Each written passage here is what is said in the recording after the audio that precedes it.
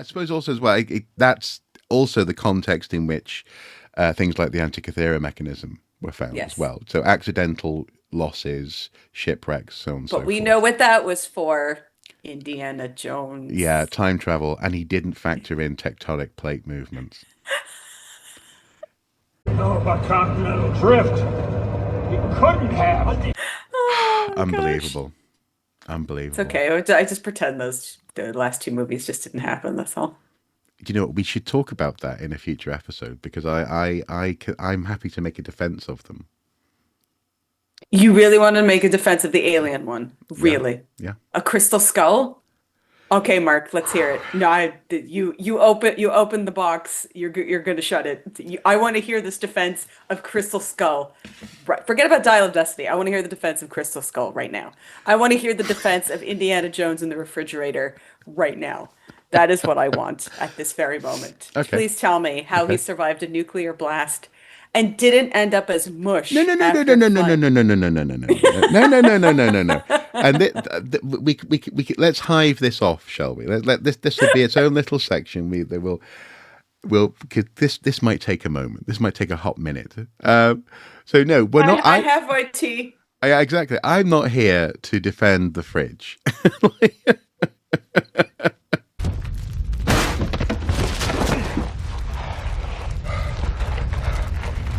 I'm not here to defend the fridge. I think the fridge is as silly and amusing and Buster Keaton-esque a gag as using an inflatable raft to jump out of an aeroplane and survive, as in Temple of Doom. I think it's along those lines. It's silly. It's over the top. My defense of and the reason why I count these things as canon is because, first of all, the life of Indiana Jones as a fictional character, and therefore the canon, has been very carefully managed throughout his existence as a character, very carefully, by year. And in that sense, gaps in his life have been identified where stories could happen. This really came to my attention with the Lost in the Diary of Indiana Jones journal, which I have on a bookshelf over there, where in fact I shall grab it. I just want to say, while Mark is gone, I do consider the game canon because the game is fantastic. Oh The one yeah, that just came out. yeah, and obviously I need to, I consider all the games canon, but specifically the last one. Yeah. and obviously I need to finish playing it. So in this journal, which in World was confiscated by the FSB, the Soviets. There are. It starts out in the time of the Young Indiana Jones TV series. So it has Also canon. the original cover that turns up in that show. It has him with Sean Connery as his dad there. Indiana, let it go. No, Dad, it's right there. You never Ac- cared for me as a child. Actually, I was an excellent father. Him But meeting this is people. a defense of his character. This is not a defense of the erroneous discoveries. No, no. Well, hang on. Okay. Meeting Theodore Roosevelt and so on and so forth. Notably, there are also pages torn from the diary, which the Russian notation notes is from a time when Dr. Jones was travelling to Ceylon, according to his passport, which coincides with the events of the 2003 computer game Indiana Jones and the Emperor's Tomb, which in turn sets up the events of the second movie, Indiana Jones and the Temple of Doom. In that sense, his whole life is a carefully managed sequence of events, a timeline and a canon that I don't think we should be too quick to cherry pick. And it also leads to lovely moments of pathos when character implications loop back around on Indiana Jones's life. And in that TV show, there's a point when he comes across a bunch of veterans from the Boer War, and they're all grizzled, they're all cynical, they're all basically where Indy ends up in Crystal Skull. So actually, in the round, it's actually a nice sort of echo, as Mr. Lucas would say, it rhymes. It's like poetry. It's like poetry. It rhymes. Again, it's like poetry, so if they rhyme. And here we see the exact moment where I'm thinking Mark is off his jump. It's quite nice to see Indy go through the First World War, go through the Second World War, have issues with being treated like a potential spy by the CIA, etc. And also as well, not only in terms of a canon defense is there something nice there, but also the film is appropriate for the time when it's filmed. So it's set precisely at the right time to make it about aliens and make it about Roswell, make it about that sort of B movie, because it's when all that stuff was happening. It's when atomic testing was going on, and so on and so forth. So I appreciate what they were going for. There's also this gem of a moment when Indy finds himself teaching in the library and recommending as reading material Real-World Archaeologist via Gordon Child. Read Vera Gordon Child on diffusionism. He spent most of his life in the field. I want to be a good archaeologist. You gotta get out of the library. I do think, though, Crystal Skull does. There are two things that I think it commits almost unforgivable sins in terms of storytelling. Almost Unforgivable, if not actually unforgivable. But so the first one is actually the lost city. When they get there, why are people living in the walls? Why are people just like crusted into the walls, and then when other people turn up, they sort of come out of the walls, and there's no sense of people actually living aliens. Aliens. We need Frederick here, so I could just go aliens. There's no sense of people actually living there, and it becomes a set piece. It's simply a moment on a roller coaster, which feels less authentic than, for example, the Indian village at the beginning and end of Temple of Doom. If you're portraying for entertainment purposes a novel community, they didn't do a good job. The second, and this is the actual unforgivable sin of Crystal Skull, is that they show you the denouement without Indy being present. So in the first film, Raiders, he is there when they open the Ark. Yes, that's right. Yeah, and he's like, "Don't look at it, Marion." And but nonetheless, he's there, and therefore we have a reason as the audience to be there and to witness what he feels. In the second movie, which in canon happened before the first movie, Temple of Doom, he experiences all of that. He goes into the pit. He comes out of it. Kalima!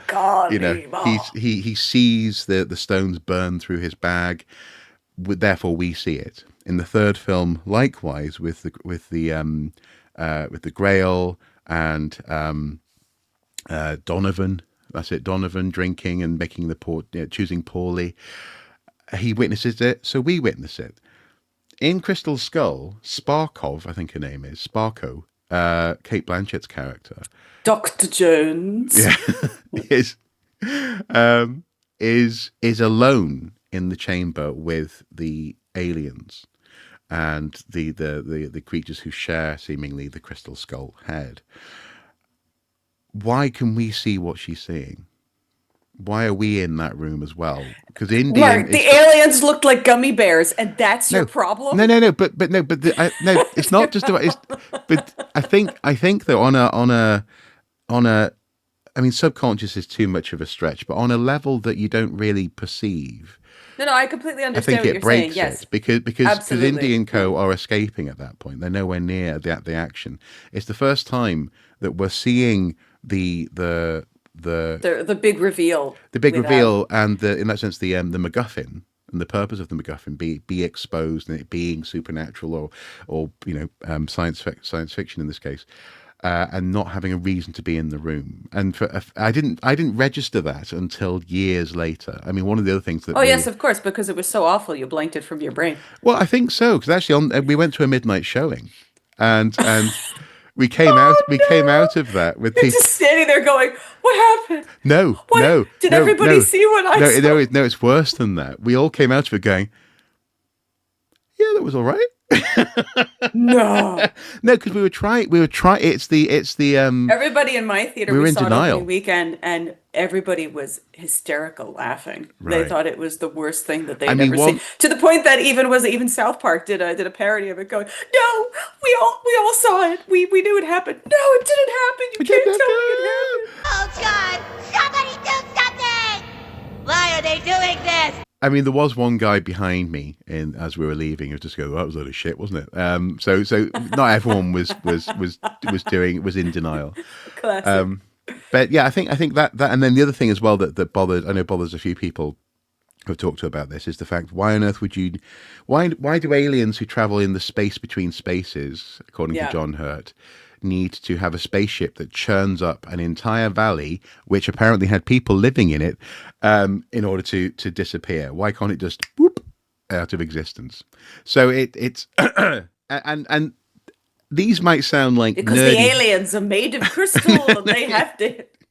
Well, these might sound like nerdy things to be bringing up, but I guess No, as I always tell people whenever I do seminars, is when you have a world and you have established the Yeah. rules for that universe, yeah, there's a very big difference between suspension of disbelief and then keeping established rules. And this Yeah. is something that's been happening a lot with certain television shows, Yeah. on certain streaming channels, Mm-hmm. where they establish rules in either the first episode of the first season, Hmm. and then the second season comes along and suddenly they just completely wipe everything, and the characters have no idea what they're doing, No. and the rules are completely different, and now you have completely lost the audience, because the audience, people who know the lore, are going, wait a minute, that's not it's again, if you establish something in the beginning, you are establishing the universe. And then if you then take that, so for example, if you take the refrigerator, then you go, wait a minute, if Indy is going to get crushed by a rock, there is no way he would have survived that refrigerator. Absolutely not.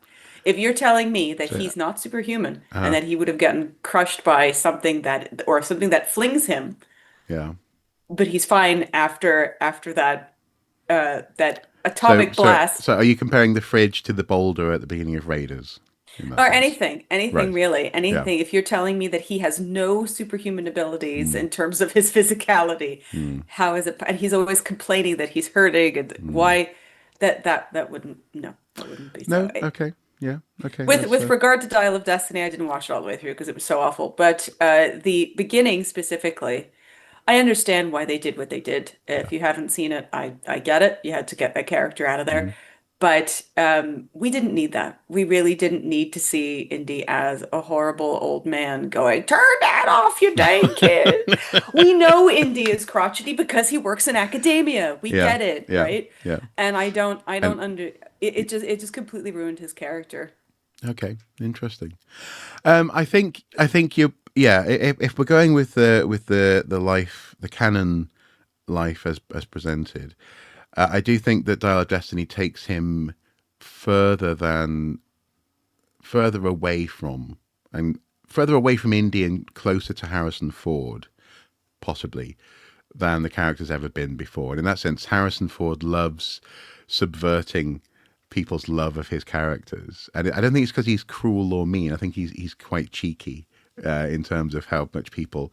Yeah, there's that clip of him, someone handing him a Star Destroyer made out of Lego, and he goes, "Oh!" and he just sort of and then spilled it on the floor for comedic effect. And I think Go on, Mark, defend Dial of Destiny. Go on, do it. well, I can't, well, in that sense, I don't.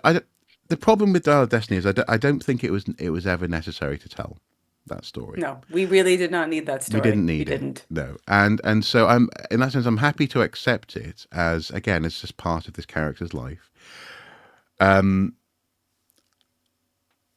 There are parts of it which which I can see the diplomatic process breaking down in your cogwheels. Just going. I have to think of something good to say. no, it's not that at all. The problem is that there are parts of it where I think they're trying too hard to course correct following Crystal Skull. So they're trying to go, here's a bit of Nazis on a train, let's fight them, and instead of really having confidence in its own story, it gives you the member berries of Indy breaking into the castle, and being also like, I'm a Scottish lord, but instead So they were trying to course correct, and I can't defend it in terms of the need to tell the story, especially as well bringing in other academics who we've just simply never heard of because Marcus is dead and so on and so forth. But Spoiler. it's not spoilers. People have seen, if people wanted to see it, they've seen it by now. But the one thing I would say is that I had the film spoiled for me in that sense before I went in. I knew what was going to happen at the end, and knowing what was going to happen at the end, knowing that he was going to. And if you are really bothered by this, then do turn off and go and watch it. So spoiler warning. Knowing that he was going to end up traveling back in time and meeting Archimedes and witnessing that siege where Archimedes' death ray apparently was deployed, according to legend. It didn't bother me as much as I thought it would. I was really ready to be really angry. Like, fucking time travel? Seriously? Was that what we're doing there? You know what? Time travel's better than the friggin' aliens at this point. And that's the thing. It was better than the aliens. But also, actually, what I found was that Indy's reverence for the moment and his interaction with the character was very reminiscent of him meeting the Crusader in The Last Crusade. It was an interaction... Let it go. That was kind of heartfelt, actually. It was kind of nice to see them. I mean, you said you didn't see the whole film, so maybe this is a spoiler for you. I don't care. So he bumps into Archimedes. He ends up leaving a wristwatch with him, seemingly, that ends up in Archimedes' tomb, which is weird. But I think for the character, and also actually, frankly, for us, I imagine The audience. No, I mean specifically you and me, and people who study history and archaeology, and linguistic history, cultural history. That moment, that sort of fantasy moment of being able to sort of meet one of these people and just have a bit of a chat with them, was kind of nice, and so. I don't. I mean, the worst part. I have a question. The worst part about the film. Sorry, what language does Indy speak when he speaks to him? They're speaking ancient Greek. Okay, just checking. Yeah, and actually, I can't remember if they, because it has been a while since I watched it. I can't remember if they dub it, if they actually speak it, or if it is. It's certainly clear that a third character is having to do some mental gymnastics to get around the language barrier. They're not speaking English to it. I mean, that's a weakness in The Last Crusade, actually, is the form of English that they speak. But the ultimate problem with the Dial of Destiny is it didn't have to happen. It didn't have to be made. And hopefully now, okay, while we're on the topic, would you accept Chris Pratt as a reboot of Indiana Jones? No. Stop it, Mark. No. Enough. Yeah. Absolutely not. No. Yeah. Let it go. Yeah. Indiana. Let it go. Let it go. Let it go, son. Yeah. I understand. Like, I do understand the need or the want to continue the universe and the story. I think that's pretty cool. Make it somebody else in the Indiana Jones universe. It's sort of the same thing where they're trying to do everything with James Bond, or they're trying to do everything with just pick a different person in that universe. You can continue stories in that universe, and it's fine. There's nothing wrong with that. If you really want the world and you really want the franchise and you really want to continue the trademark, as they always want to do, just pick somebody else in that. And please to God, not Chris Pratt. Do you know what's really weird about though this universe is, and I saw a video essay about this, so I'll link to it if I can find it on YouTube. Is the not only implication but the objective reality of God existing in the Indiana Jones universe. That is fascinating. If you consider the power of the Ark, the power of the cup of Christ. Yeah, that's Then interesting. They do sometimes pick very religious coded objects. I mean, to be yeah. fair, did the Ark of the Covenant exist? Well, it's mentioned, for most important object for 500 years, and then it just literally disappears from the biblical record completely. And to the point that in Yirmiyah or Jeremiah, I think it is in English, when they're like, "Oh, should we just make the Ark of the Covenant over again?" They go, "Nah." Okay.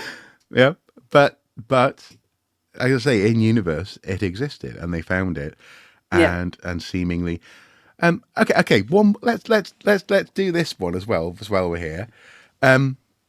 What on earth do you make of what they were doing on that island with the Ark of the Covenant? Because like this whole thing of like, Oh, do you know I what have it is, Indy? It's a radio transmitter for talking to God. I And haven't the then foggiest. I Nazis can't tell you. setting up a Jewish ritual. Like, what were they I doing? I cannot answer your question No. because according to the biblical text, it was the Ark of the Covenant was a moving aspect of Yahweh. It was a way for them to take God with them wherever they went when they were going through. They used it as sort of like a passive weapon against. I mean, again, this is all biblical text. Passive weapon against some of I like the way the. you said that. Yeah, sort of like a. Now, what's that supposed to be coming out of there? Lightning. Fire. Power of God or something. Thing is that because they didn't point it at people and it would. It wasn't like that. It wasn't like Archimedes' heat ray. It was something that you were not supposed to touch it. Yeah. It was only, and then this is after the wandering period. It was only certain priests on certain days of the year, like Yom Kippur, who was allowed to enter the Holy of Holies and actually do something with it. We do not know what was inside the box. What's in the box, man? We don't know. We have no idea what was in the box. Some Was it people claim that Gwyneth Paltrow's head?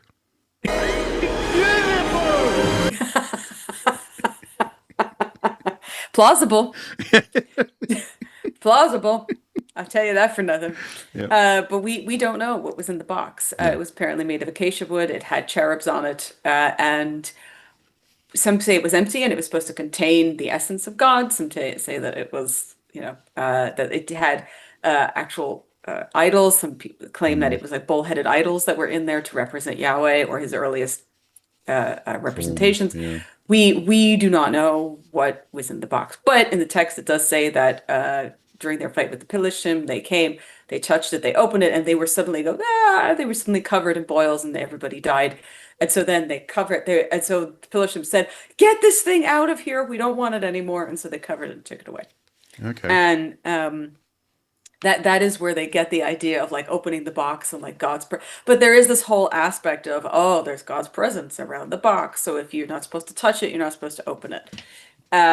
What the Nazis were trying to do, I can't answer that question.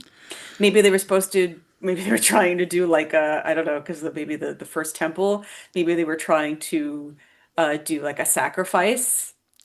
Yeah, but again, Can't answer that. given in universe the objective nature of the existence of God, apparently. But to be fair, I think that's what the point of it is that the Nazis don't know what they're doing. Oh, They okay. think they're making this crazy occult ritual, Yeah. and they think that they're going to get God on their side or whatever it is. And then they do this, they bungle this horrific ritual.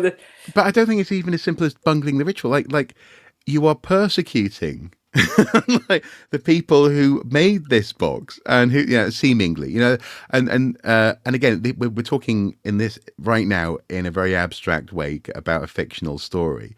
Yes, this is a fictional universe. Yeah. But it's fascinating that they thought that they could for a moment go, hey, look, I mean, just don't look over there. Can you help us?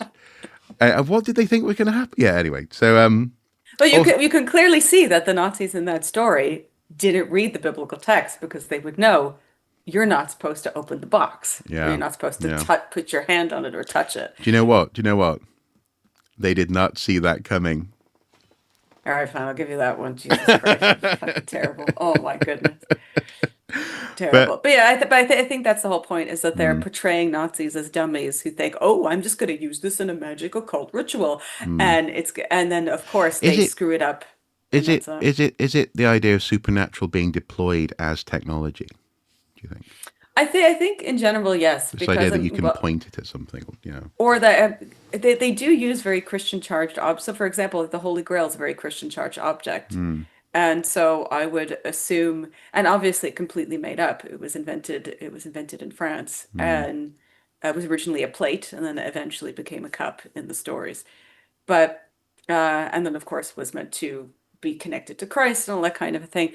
But I think it's this idea that if you found those things, that they would have to be supernatural, or they would have to just like Archimedes' heat ray. They would have to be, even though there is no religious context of that at all. It's that supernatural aspect of it.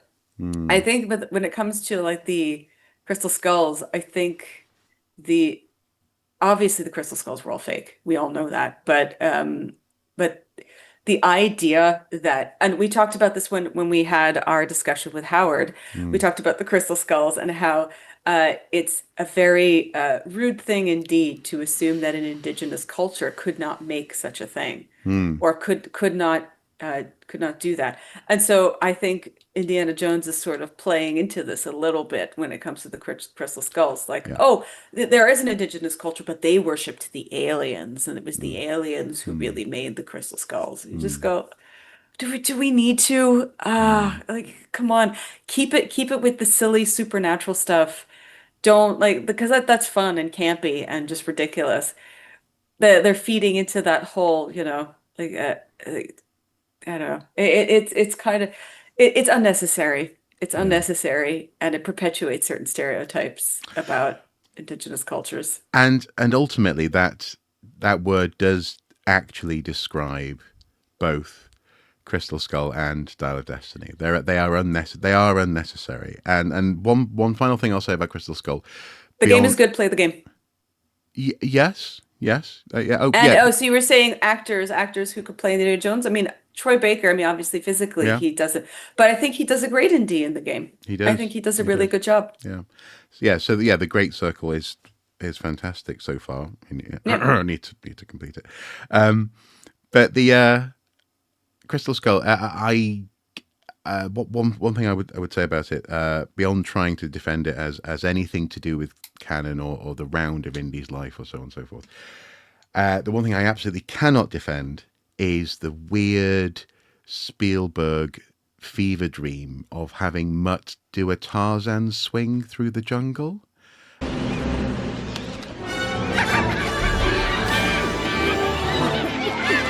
That was mad. That was literally Spielberg going, I remember this when I was a kid. This is great.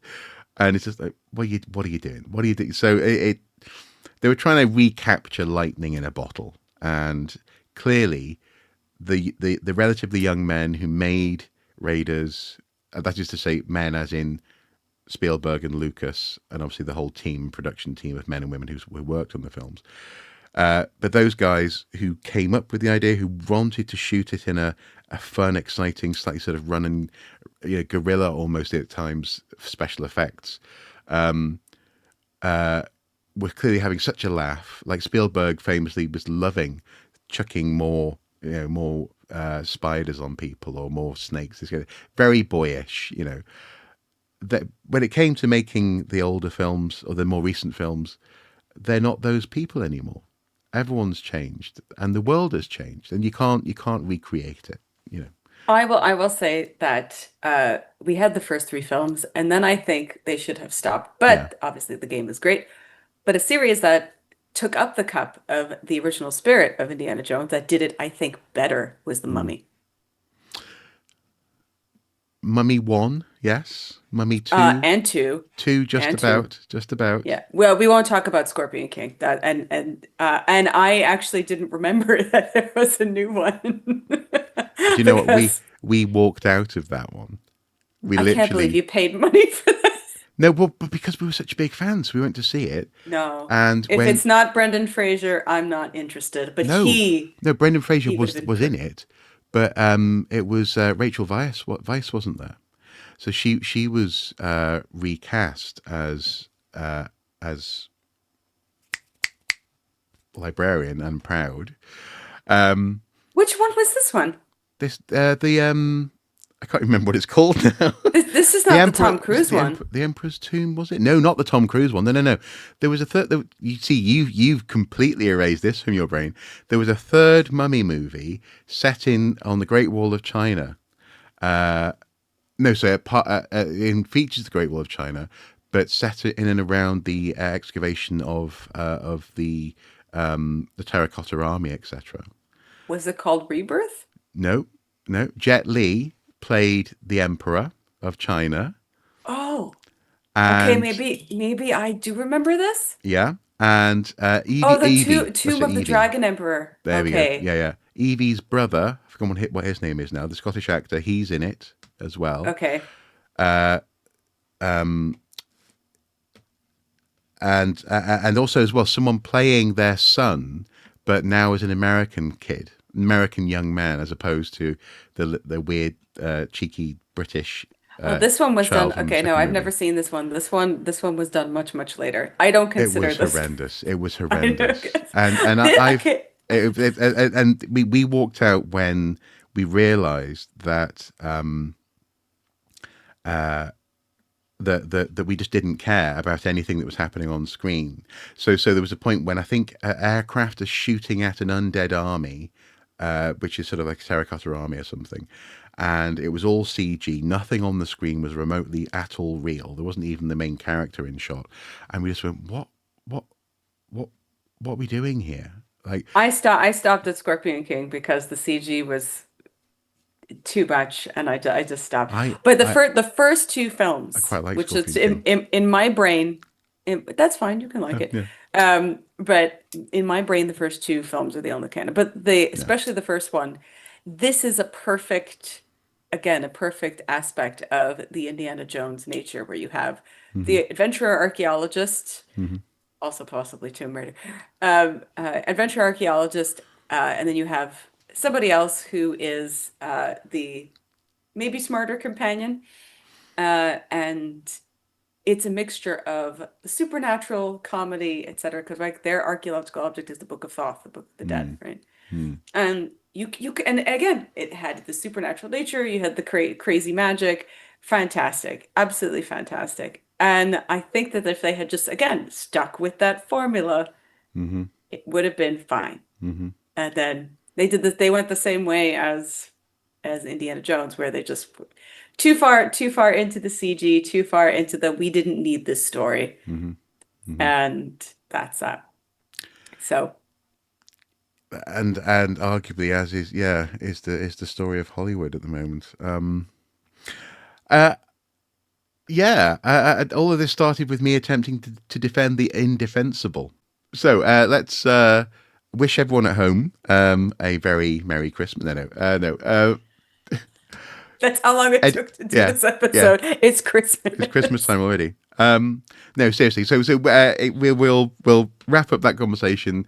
Thank you so much for watching. If you have any opinions on Indiana Jones or The Mummy or Lara Croft even, do comment below. If there was some spicy opinion, we'll comment maybe in a future video, perhaps. That could make an interesting Games are only canon with Tomb Raider. Yes. Oh, that's... Oh! It's my feeling. Ooh. Sorry. Okay. Well, I feel like the film should be a completely separate thing, because it's the same thing with Tomb Raider. There's a specific supernatural object that she's often trying to get, or something supernatural happens. But I don't feel that any of the films, even the decent ones, have really done that very well at all. Okay. Well, I think we'll have to return to that. But until next time, everyone at home, do take care. Bye-bye. We should if you want, Mark, we could do a postmortem like in another episode about Tomb Raider.